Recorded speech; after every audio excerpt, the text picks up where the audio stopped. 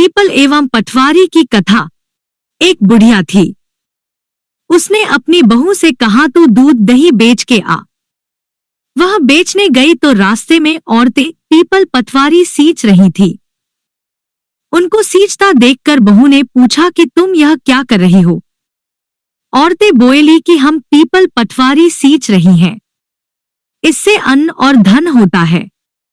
12 वर्ष का बिछुड़ा हुआ पति मिल जाता है। बहू बोली ऐसी बात है तो तुम पानी से सींचती हो तो मैं दूध से सींचूंगी। गुजरी बहू रोजाना दूध दही बेचने नहीं जाती, वह रोजाना दूध को पीपल में और दही पटवारी में सींचती। सास दूध दही का दाम मांगती तो कह देती महीना पूरा हो जाने पर लाकर दूंगी। कार्तिक का महीना पूरा हो गया। पूर्णिमा के दिन बहू पीपल पटवारी के पास जाकर बैठ गई। पटवारी ने पूछा तुम मेरे पास क्यों बैठ गई। बहू बोली कि सासू दूध दही का दाम मांगेगी।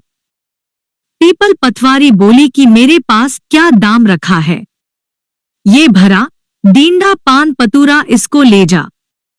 बहू ने वही ले जाकर कोठरी में रख दिया और डर के मारे कपड़ा ओढ़ कर सो गई। सासू बोली पैसे ले आई बहू। बहू बोली कोठरी में रखे हैं। सासू ने कोठरी खोल के देखी तो देखा हीरा मोती जगमगा रहे हैं।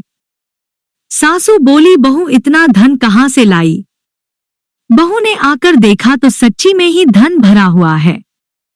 बहू ने सास को सारी बात बता दी। सास ने कहा अब की कार्तिक में मैं भी पटवारी सींचूंगी। कार्तिक आया, सास दूध दही तो बेच आती, हांडी धोकर पीपल पटवारी में चढ़ा देती। आकर बहू से कहती मेरे से दाम मांग। वह कहती सासू जी कोई बहू भी दाम मांगती है, मगर सासू कहती तू मांग। बहू बोली सासू जी पैसे ले आओ, तो सास पीपल पटवारी के पास जाकर बैठ गई।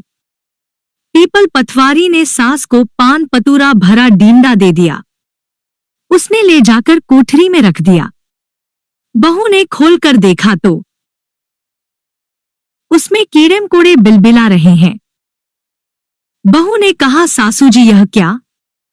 सास ने आकर देखा और बोलने लगी पीपल पटवारी बड़ी दोगली पटपीटन है, इसको तो धन दिया, मुझको कीड़ा मकोड़ा दिया। तब सब कोई बोलने लगे कि बहू तो सत की भूखी सींची थी, तुम धन की भूखी। हे पटवारी माता, जैसा बहू को दिया वैसा सबको देना, जैसा सास को दिया वैसा किसी को